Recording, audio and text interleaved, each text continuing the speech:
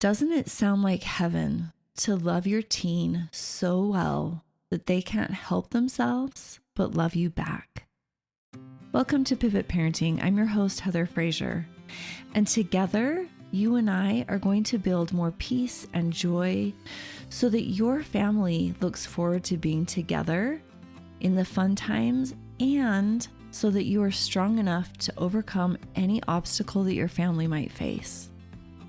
This is where small weekly shifts that you implement create lasting change so that peace and happiness can truly abound in your home. Welcome, my friends, to today's episode of Pivot Parenting.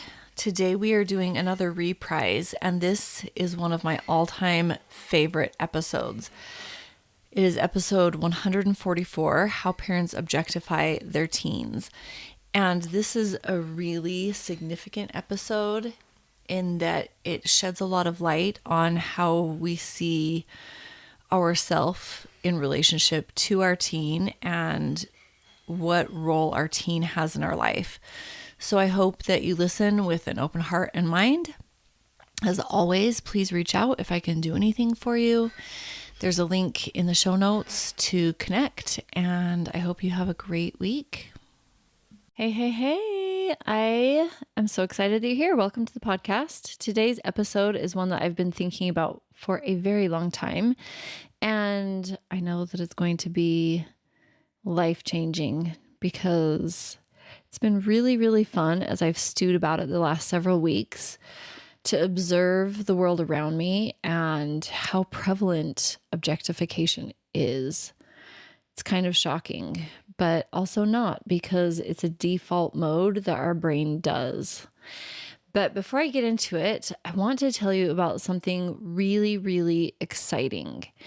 I have an offer that I have never done anything like before. This is going to be for you and your kid, because sometimes we want our kid to kind of put forth some effort as well. So I have a little package. It's called a family tune-up, and it includes 6 coaching calls. So ideally 3 for the parents and 3 for your teens or young adults. And we get to talk about whatever is going on for each individual. And then you also are going to get 2 digital courses to watch and learn from at any time, as many times as you like. One for the parents and a different one for the teenagers and young adults. And in both, I'm going to be talking about how to understand emotions and communicate better so that there's less drama. For the teens, I'm going to focus on teen drama and big feelings, and even highlight how to manage panic attacks. And it's just going to be super, super beneficial. So if your family could use a little tune-up, these actually are for sale right this second. And the best way to get a hold of your spot, because they are limited, is to be on my email list. So to get on my email list, it's super easy. You go to heatherfrazier.com. On the page that you land on, you just scroll to the bottom. You put in your first name, last name if you want to. I don't really care. And then your email. And then I'm going to be sending out invites to this group. You can also find it on my social media. You can get it there. But for the 6 calls and the 2 courses, it's only $6.99, which is kind of exciting to find a coaching bundle for under $1,000. So I'm super excited. If you have questions, if you're curious about it, of course, I'm always here. You can write me back on emails or DM me on social media. I am happy to answer any of those questions, but it's a great way to tune up if you're just having little issues here and there, or just one issue that you can't seem to get everybody on board with. I've got you. Happy New Year to you, my friend. This is how much I love all of my listeners and clients and all the people who are here in my world. I want to help you, and I want to make that help take shape of whatever is most beneficial to you and to your family. So there you go. And back to objectification. This is a theme, again, that I've been seeing all over the place. And I was talking to somebody about it, and they didn't really know what objectification meant. And so I just want to tell you what Google said, which I kind of agree with, but I actually added on to. Google says to treat as an object or cause to have objective reality. So to treat somebody like an object. Here's my definition. When we don't consider or value that others have their own history, beliefs, ideas, dreams, values, and desires, rather that they are a means created primarily for our benefit. It's a very egocentric or me-centered way of relating to the world. Everyone is here to serve me in some way. And it's kind of a less than, they are less than me sort of perspective of seeing other people. And it's really sneaky. And I don't think that most people who do this do it intentionally or to cause harm or that they're malicious in any way. But I think that we all kind of do it in varying forms and to varying degrees. Now, socially, objectification is usually in the context of sexualizing women to being the status of something that is capable or incapable of gratifying another sexually. And that's certainly a very prevalent way objectification happens. And I also see it all over in parenting. Parents' wants and wishes, how they appear to others, and again, being the center, the sun in which other family members must revolve around. At the base of objectification is pride. I am better or more important than you. You are here to prop me up, please me, validate my insecurities, soothe my wounds. And here are a few ways that I have noticed this play out in parenting. The first most obvious one, playing off of sexualization, objectification, is clothing and appearance. And I want to tell you a little story that happened years and years ago, maybe even like a decade or more ago. As many moms do, when we have children that are growing super rapidly, they grow out of their clothing. And so we bag up the clothes and we pass them on because it's our last daughter, right? I have my two little ladies, and when they're done with clothing, I like to give them to friends and family who could benefit from them. And one time I gave a bag of clothing to a neighbor. Now, to me, clothing is created for my comfort and not the other way around. This is just my opinion. So I put my girls in tank tops in the summer because it's hot. Well, this mom informed me that her daughter would never, ever wear a tank top. Now, that's fine. Everybody gets to choose what they want for their kids.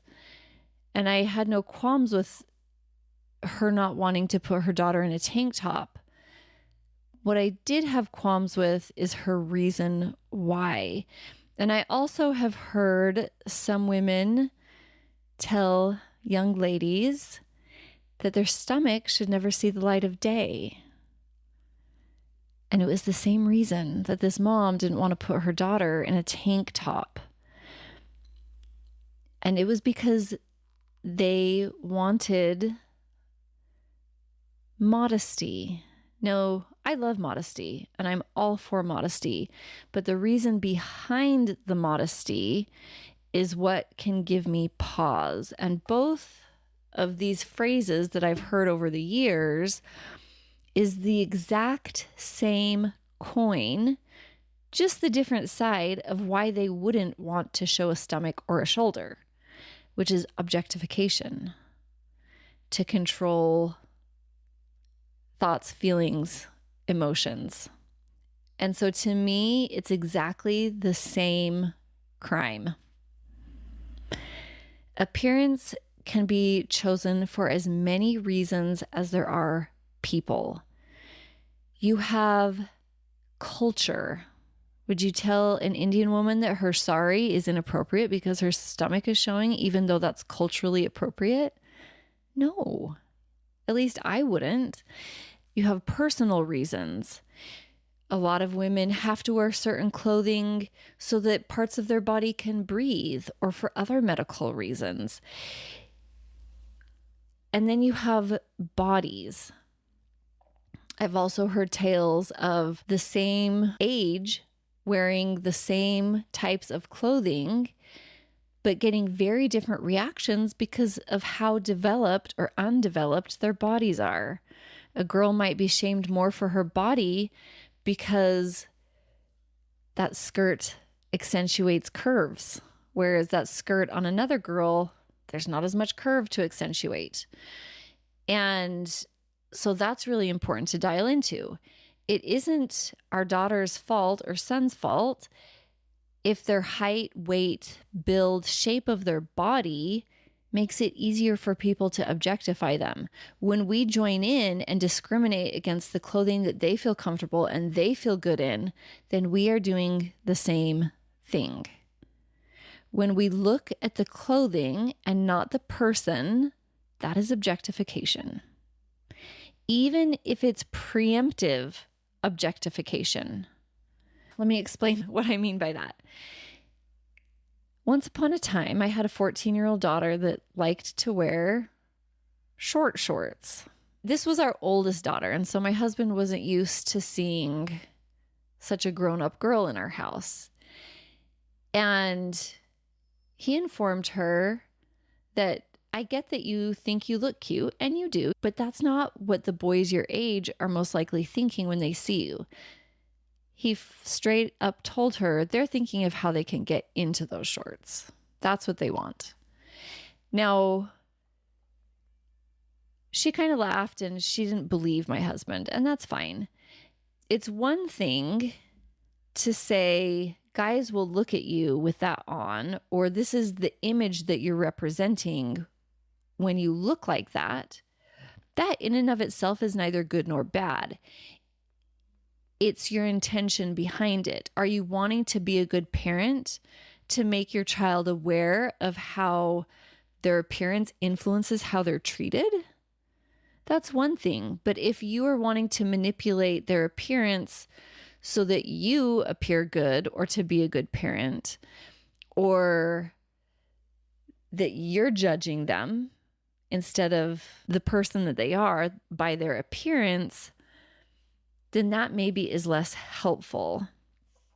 So are you telling them how it is? Or are you actually saying, I can't handle you being objectified because of my disdain for that, so you need to change to appease me? Because we can't stop other people's thoughts, feelings, or actions, right?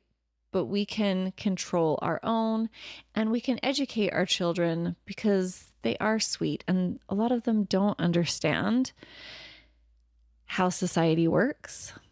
And if they get a big neck tattoo or gauges, that some people are going to judge them for that. And I'm not saying that that's right, but that is how many people think. Not all, for sure, but it's not uncommon. So in regard to your teen, why do you want to sway their appearance choices? Let's imagine a septum piercing, which is in your nose. Is it because you know that they want to apply to a highly reputable law firm and you're concerned about the effects that that will have on their ability to be hired? Or do you fear that you'll be judged as a failure, as a bad parent, and those who know you will blame you and talk trash about you? And maybe your family is going to drop in esteem in the community or with extended family. Imagine your teen walking into the room and your heart skips a beat because you're so excited to see them. just connection, love, and peace flowing between you. You're confident that no matter their mood, it's going to be okay. This is the powerful skill set my clients gain. Book a free Discover Your Disconnection Pattern call with me, and I will outline your exact process to find the peace, connection, and confidence in your teen and their future you're wanting. Visit my website, heatherfraser.com, or click the link in the show notes. Remember, Fraser is spelled with a Z-I in the middle. I look forward to meeting and helping you. So that's the first way, is how we objectify our children through their clothing and appearance. Another way is through their actions and choices. Parents can make their teens' actions mean something about them and use that to gauge themselves, whether good or bad. So they lied, I failed.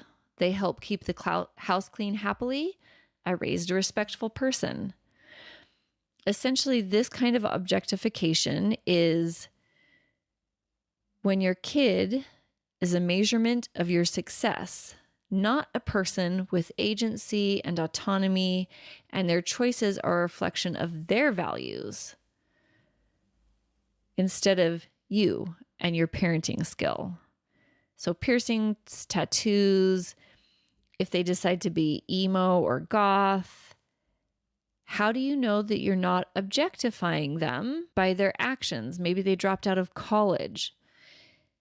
When a deep connection to your child trumps the fleeting satisfaction of other parents, teachers, or peers approving of your kid, then you know that you're not objectifying them based on their choices. When you just love them and you value that connection with them so much more than if the appearance is there that you want to have. Which brings me to my next point, ego. Another really big driver on why we might objectify our children. When parents need their kid to prop up their sense of self. In other words, I need to feel like a good mom or dad. Therefore, I need you to be essentially like arm candy or a trophy wife type vibe. We need to keep the image that I want to have for myself and our family. One person that I talked to was concerned about posting on social media. Now, posting on social media is neither good nor bad. But let's imagine that your daughter is winning all kinds of tennis tournaments and you're really proud of her and you post about it.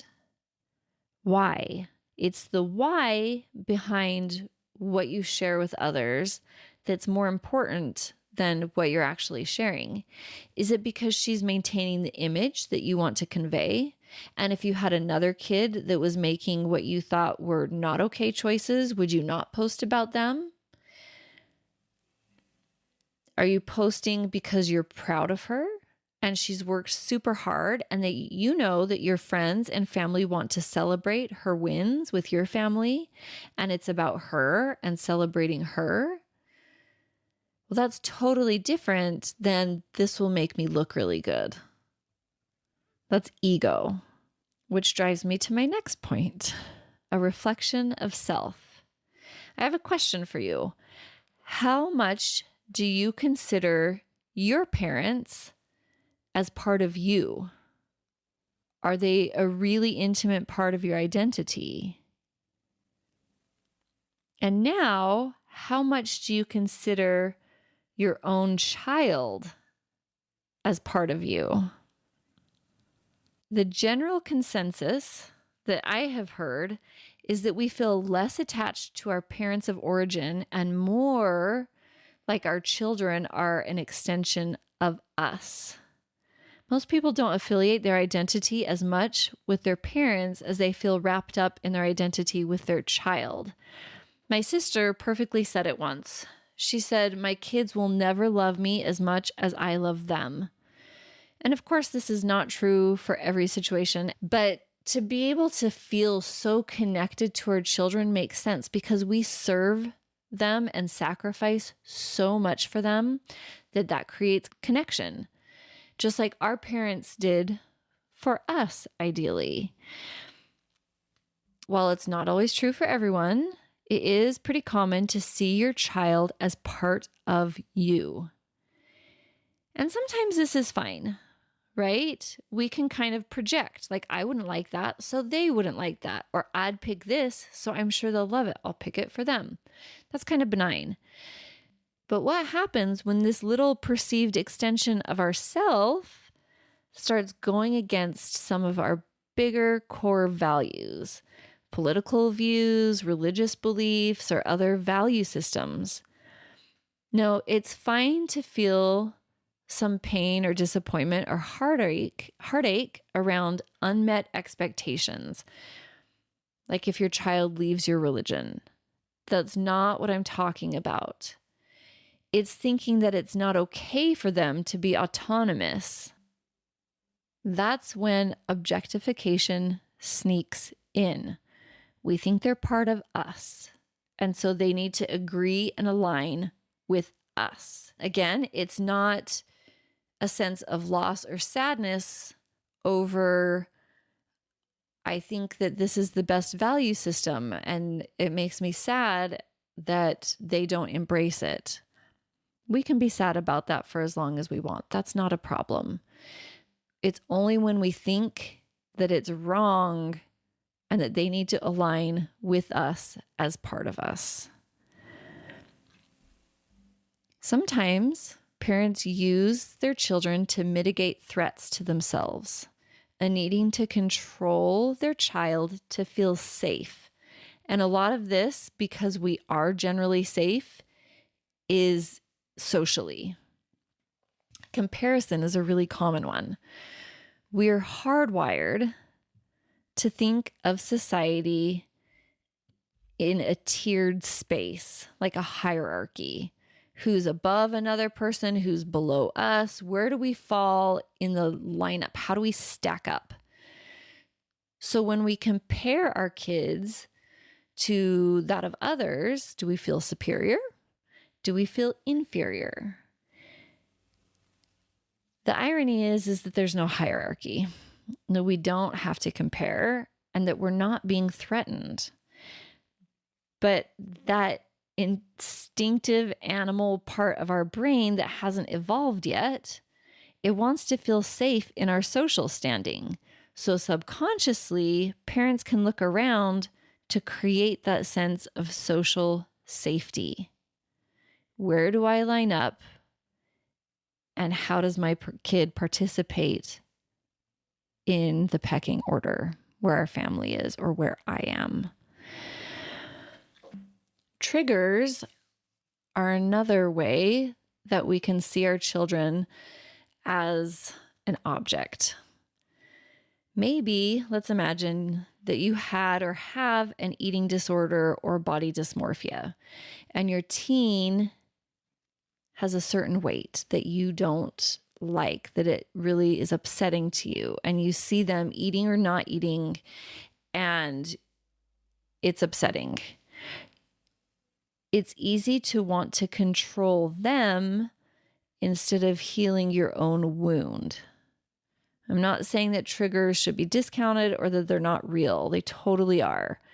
But when we look to manipulate, control, have authority over our child so that we don't become triggered or so that we don't have to face our own demons, then we're using them as a means to manage our own emotional health instead of letting them have their own autonomy and we work through what's our business. Achievements are another really popular one, or lack thereof. A little personal story is when my oldest graduated high school a few years ago, there were at least a half a dozen other girls in our immediate neighborhood that graduated as well. And all of them graduated from seminary as well, which, if you're not familiar with the LDS culture, seminary graduation is just that you took 4 years of like Sunday school or Bible school, and you get a diploma and you graduate from seminary as well. My daughter did not graduate. She didn't do all the work to complete the course. And of course, I was sad about that because I value the knowledge that the scriptures and religion can offer. And I felt that it could have been beneficial to her to have in her life that information. Now, it could have been really easy for me to bury that hurt so that it wasn't as tender and raw with anger or resentment toward her. Fortunately, I didn't. Fortunately, I was already in the coaching world and I'd gained the awareness that she actually gets to be her own person with desires and agency of her own. Did that make me super happy that she didn't fulfill something that I always had imagined she would? No, I was sad about it. And it's okay to be sad when our kids don't achieve or accomplish or fulfill an expectation. There's nothing wrong with that. But when we can own, like I had to own that I'm sad about this because I think this is valuable and she declined it. But maybe she doesn't think it's valuable. And that's for her to figure out, not for me to decide that she has to do something for me to feel good.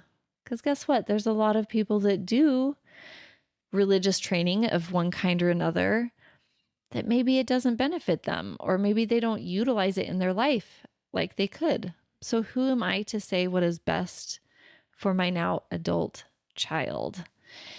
Many, many parents take what their child has done or accomplished and they make it mean something about them, whether that's good or bad. Their child's accomplishments can be a self-defining feature. This can drive parents to do really whack things, to push their kid in really weird, manipulative, I need you to get stuff done so that I can feel good kind of ways. That's not the only thing that motivates us to push our kids, though. So again, to check in to see if this is coming from a healthy space or not, you have to just be really honest with yourself. Am I wanting my kid to accomplish this because I know that it's in their best interest and it doesn't affect how I feel about myself if they do or don't? Or am I pushing them to do this because I need it? I need them to do this. And you have to really dig deep. A lot of times this is totally buried. And so having a coach or a therapist help you unravel it can sometimes be the best way to see this in yourself. All right. Have you ever heard the term kick the dog? My neighbor reminded me of this phrase, and it's a great one and very applicable in this situation. It's the attitude of, if you happen to be in the wrong place at the wrong time, like when I'm grumpy, you'll feel the brunt of it. I take my emotions out on whomever gets in my way. This type of objectification of our children can even borderline on abuse. They all can if you go to the extreme. But this is a lack of self-awareness or self-control. What that can look like is coming home from a stressful day and you lash out at your kid. And maybe they made it really easy because they also had a bad day and they were also grumpy. But also maybe they weren't. Either way, watch out because I'm angry and I'm on a tirade and I'm going to take it out on you so that I feel better because I'm more important than you. This is the parent seeking an outlet for their unmanaged emotions. Essentially, they're handing their fire to everybody else to put out. And that's just a really self-serving, I matter more than you type of approach, which then leaves you to want to be wanted. This is another way that parents objectify their kids. They have a deep, deep need to feel wanted. Seeking emotional needs however possible. This often looks like jealousy of our kids' friends or if they're dating someone, that they're taking your kid from you, that they're getting the love and affection that you need. This is a sign that you're satisfying an emotional need through your child. You're objectifying them in the way that you need to make me feel important, loved, special. And anybody that comes between you and I in this regard is going to feel my wrath, and you're not going to like it. Now, this is not noticing that maybe they're in an unhealthy relationship and wanting to help them get out of that. That's not self-serving. That's, I can see a perspective that maybe you're unaware of, and I want to help you. Being wanted and objectifying your child is jealousy and satisfying your unmet emotional needs through retaining all of the affection and time that you can get from your child. And if you're doing that, you are most likely doing this next one, which is not believing them, because if they're right, that's really uncomfortable and feels terrible. So let's imagine that your teen or young adult says that they feel really uncomfortable around one of your friends or a professor or a family member. It can be really easy to diminish, discredit, or disbelieve your child if you are perceiving them as an object that is creating discomfort for you. When the truth may be hard to swallow, or even if it's just their perspective, it can be easy to subconsciously reject it. Essentially, we need to not believe them so that we can feel better as soon as possible because we don't like what they have to say. Their experience is causing trouble for us. Therefore, reject, reject, reject. Literally, we have all been told these lines at one time or another, and we will continue to be told these lines. Let me give you some examples. You're being too dramatic. It's not that big of a deal. That isn't what I meant. That didn't happen, or you don't remember it right. Why do you have to make a mountain out of a molehill? Do you see how dismissive that is? It doesn't feel good. It does not build trust. And it's only seeing that person as an object that's creating you discomfort that you want to get out of as fast as possible. Now, the last example, and I want to say that this is definitely not an all exhaustive list, but it's what I've come up with in the last few weeks. This last one is definitely the most intentional and malicious. And it's when we use our kids as pawns or weapons. This especially happens in divorce or dysfunctional marriages. Not exclusively, but generally. Turning kids against the other parent to hurt them in some way or another. Telling things to a child that maybe are true or untrue, knowing that it will get back to the other parent. So that makes your child a pawn in your war as you attempt to abuse or manipulate that other partner. Or deceiving your child, telling them lies or spinning half-truths so that they think ill of the other parent and then reject them or judge them in some form or another. So my friends, here's why objectification of our kids is a problem. And two things immediately pop out to me that I want to share with you.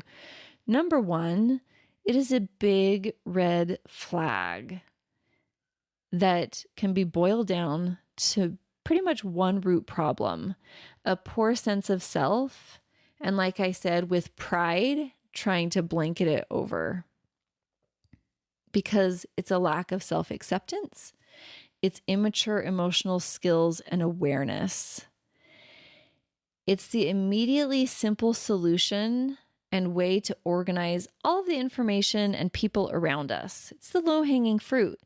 It's what comes, it's the immediate gratification, but it comes back to haunt you when you didn't take the time to humanize humans from the beginning. because it's a childish way of coping. And the second thing that immediately pops out is that it sabotages you if your goal is to have an intimate, connected, nurturing relationship. Because objectification is the opposite of what you should do. We've all been on the receiving end of this, and we know that it doesn't feel good and that it makes that person feel less trustworthy and desirable and relatable. And oftentimes we try to avoid them. And so you're here. I'm guessing it's because you want a good relationship with your kid, or you really like the sound of my voice and it puts you to sleep. I don't know, one of the two. I'm going to go with the first option though. If you want a good relationship with your kid, these behaviors will create the exact opposite. And the antidote is to grow yourself up emotionally. Coaches and therapists facilitate this at the most rapid and efficient rate. If you see yourself doing this in your parenting relationships or in your relationships with yourself or with your spouse, did you know we can objectify ourselves too?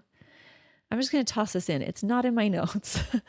We objectify ourselves all the time when we people please. We become the object that we think this other person would like to make them happy, to please them. We objectify ourselves when our appearance is that of representing what we think is socially acceptable instead of who we truly are and our highest self. Objectification is literally everywhere. And I don't know that we'll ever eradicate the world from it because it is the wiring that our brains come with. But what if we just start changing the wiring one person at a time? You guys, I'm here for you. I love you.